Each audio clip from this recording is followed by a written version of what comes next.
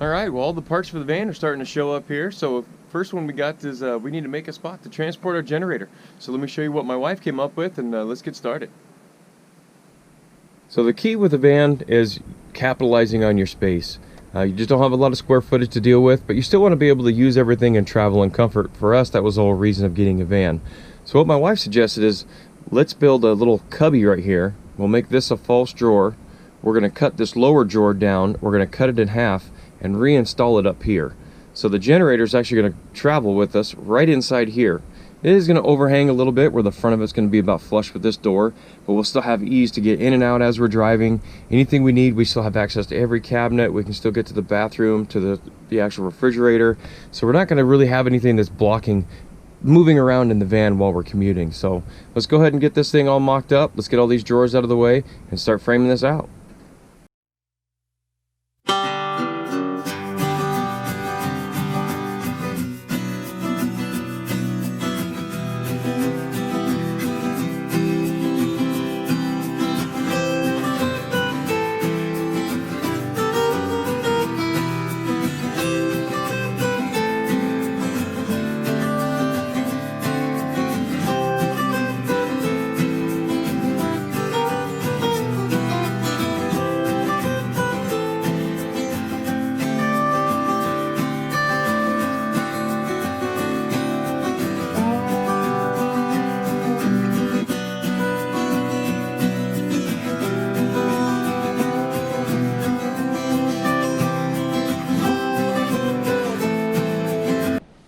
Alright, so we got everything hollowed out here. As you can see here, I kept all the hardware, I kept all the shims, because I'm going to be reinstalling that drawer, although that was actually on this side that pulled out. I'm going to cut it down to size and end up reinstalling it up here high on the side over there. So I just kept every shim and every piece of hardware just so I can reuse everything. I am going to leave the top of this open so I still have access to this outlet and these switches, because eventually I will be upgrading those as well. So now let's get this front end marked and we'll get this cut, and we'll just kind of test fit the generator inside here. We'll probably end up cutting this small piece of board here off the bottom just to get rid of that lip, and then we'll figure out where we need to frame off so we can actually put a 3/4 inch sheet of plywood here to kind of give it something to actually write on and store on while we're driving. Alright, so the generator's measurements are 14 inches wide by 21 inches high. Luckily, this opening here is already 16 1/4 inches, so we don't have to worry about widening this shelf at all. We just have to worry about cutting it up higher.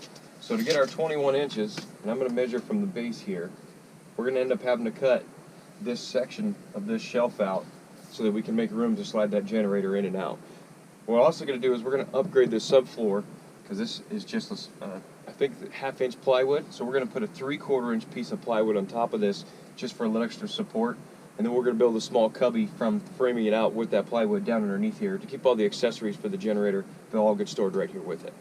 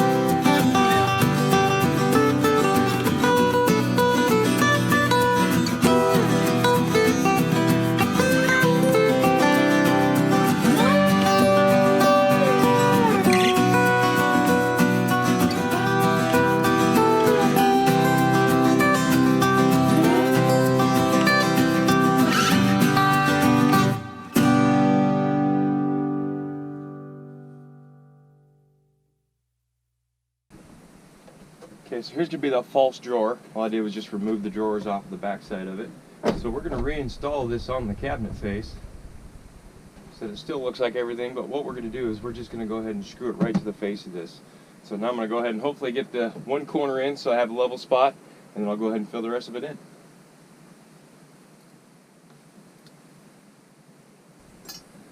Alright, doesn't have to be crazy tight since it's just a fake drawer there. So now we're all nice and snug. Everything looks nice and level.